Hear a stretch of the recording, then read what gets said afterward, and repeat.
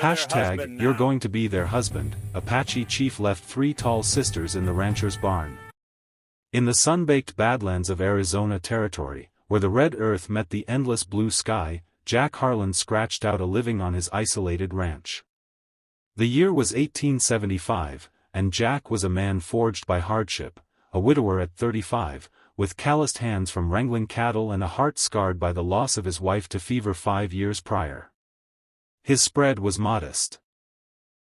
A weathered cabin, a corral of hardy mustangs, and a barn that creaked like an old man's bones in the wind. The nearest town, Dusty Creek, was a 2-day ride, and neighbors were scarcer than rain in July. Jack liked it that way. Solitude suited him, or so he told himself. But solitude has a way of breaking when you least expect it. It started on a blistering afternoon as Jack mended a fence near the arroyo. Dust devils danced across the horizon, and the air shimmered with heat. He heard them before he saw them, the rhythmic thud of hooves, not the wild gallop of mustangs, but the deliberate pace of riders with purpose. Wiping sweat from his brow, Jack squinted into the sun.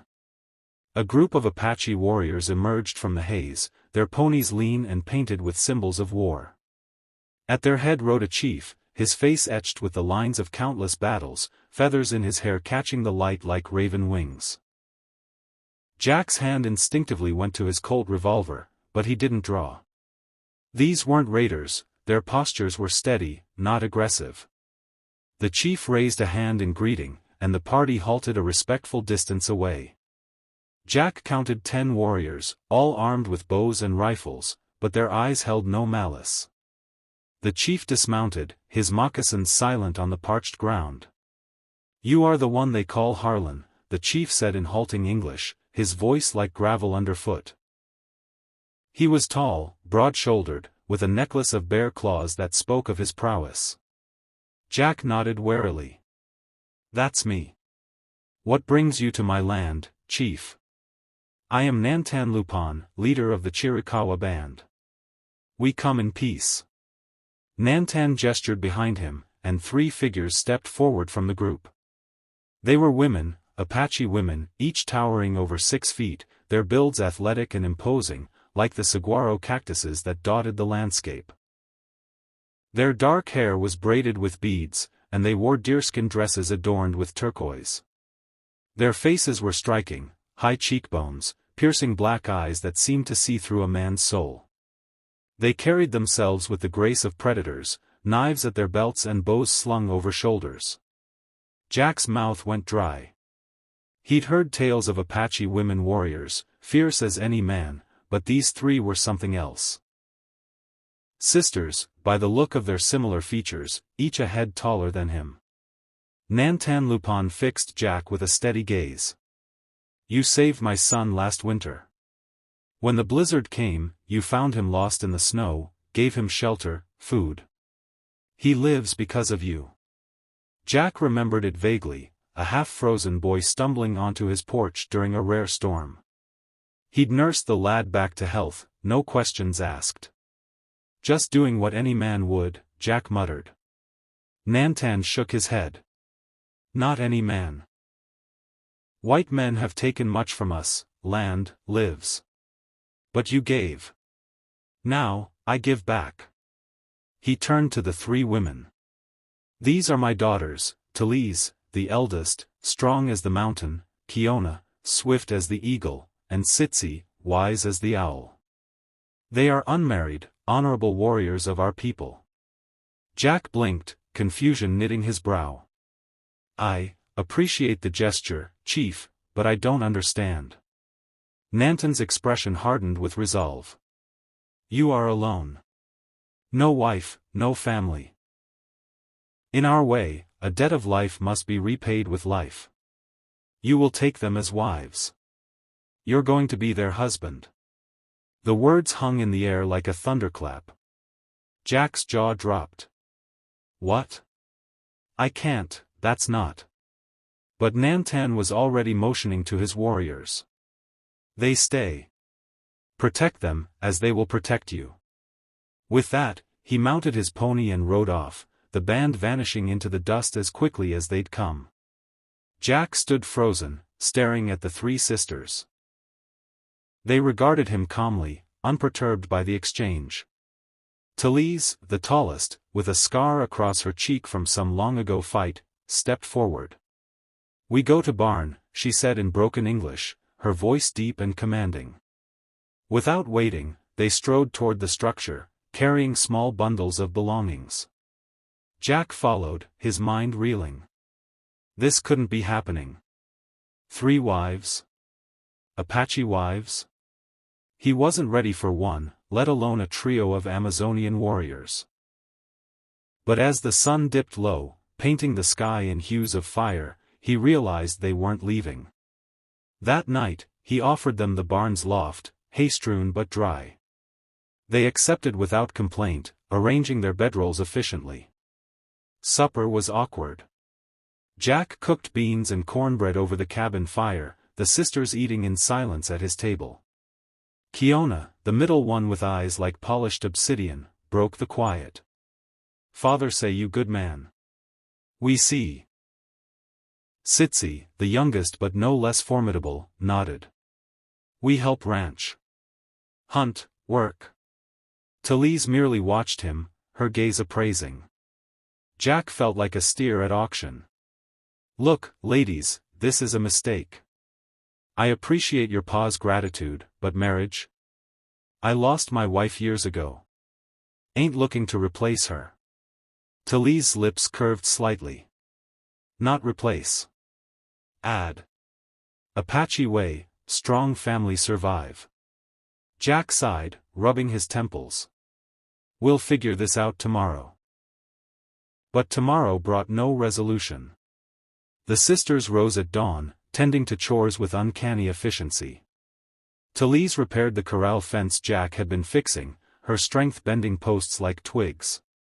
Kiona scouted the perimeter, returning with a brace of rabbits for stew. Sitsi organized the barn, turning chaos into order. Jack watched in awe. They were a force of nature, blending seamlessly into his world yet utterly transforming it. Days blurred into weeks. At first, Jack kept his distance, sleeping alone in the cabin while they claimed the barn. But curiosity gnawed at him. He learned their stories around the evening fire. Talise had led raids against Mexican soldiers, Kiona could outrun a deer, Sitsi knew the healing plants of the desert. They taught him Apache words, and he shared tales of his youth in Texas. Tension simmered beneath the surface. Jack caught himself stealing glances at their lithe forms, the way sunlight danced on their skin.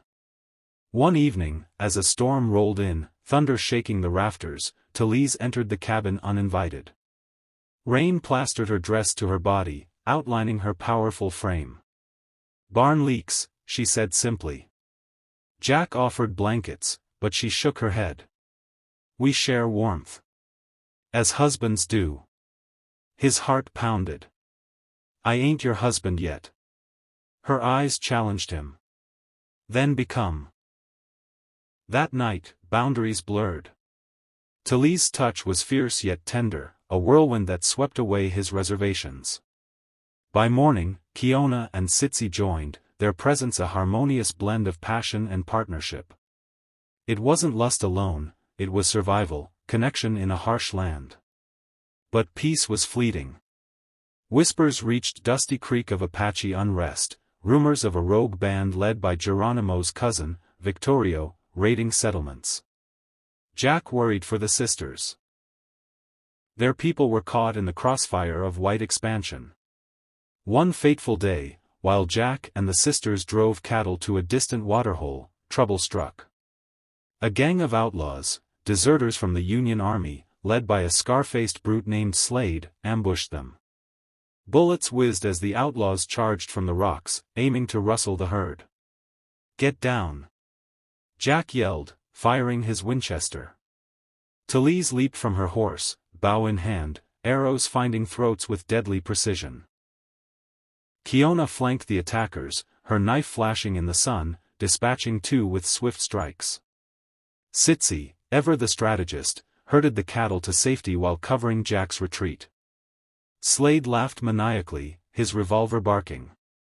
Look at this, a white man with squaw whores. We'll take 'em all. Rage fueled Jack. He charged, tackling Slade from his saddle. They rolled in the dirt, fists flying. Slade's knife grazed Jack's arm, blood flowing hot.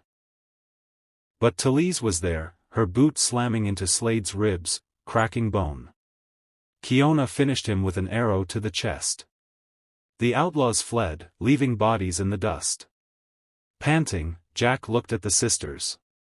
You saved us. Talise smiled fiercely. We family now. Yet danger wasn't over. That night, back at the ranch, a messenger arrived, a young Apache boy, breathless. Victorio comes. He says white men steal our land. Your ranch in path. Jack's blood ran cold. Victorio's band was notorious, burning ranches in retaliation.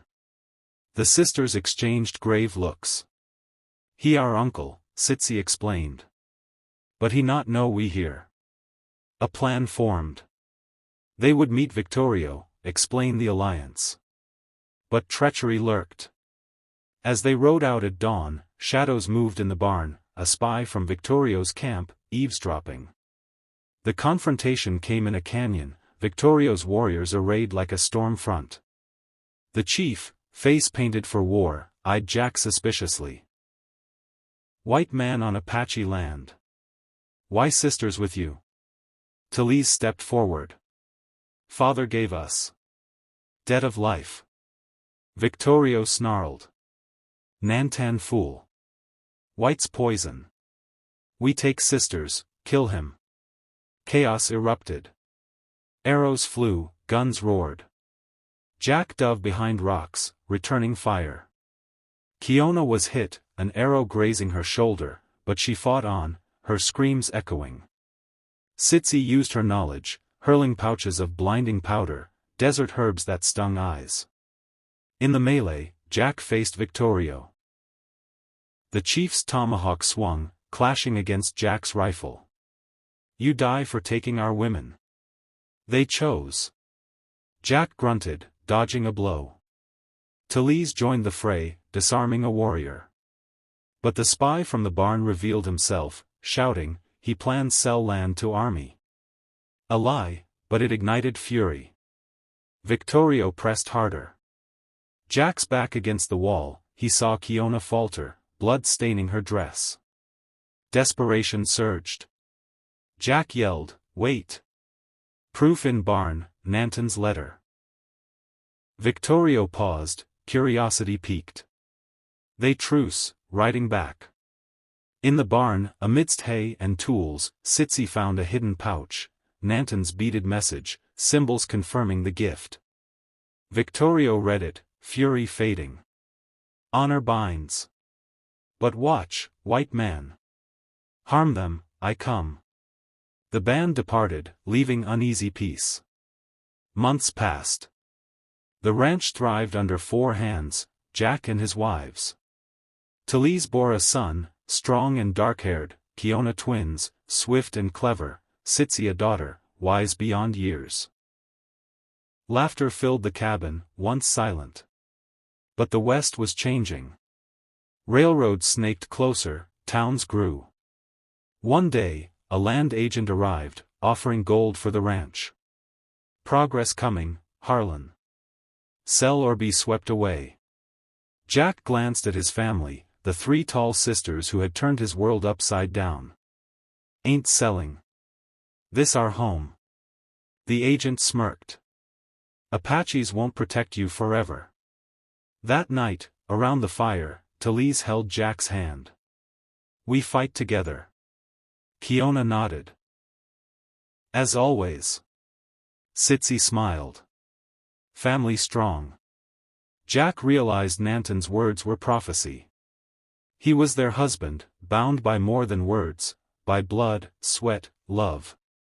Years later, as grandchildren played in the yard, Jack reflected on that dusty day. The barn, now expanded, stood as a symbol. What began as a bizarre gift became a legend, the rancher and his Apache queens, defying the frontier. And in the end, they endured.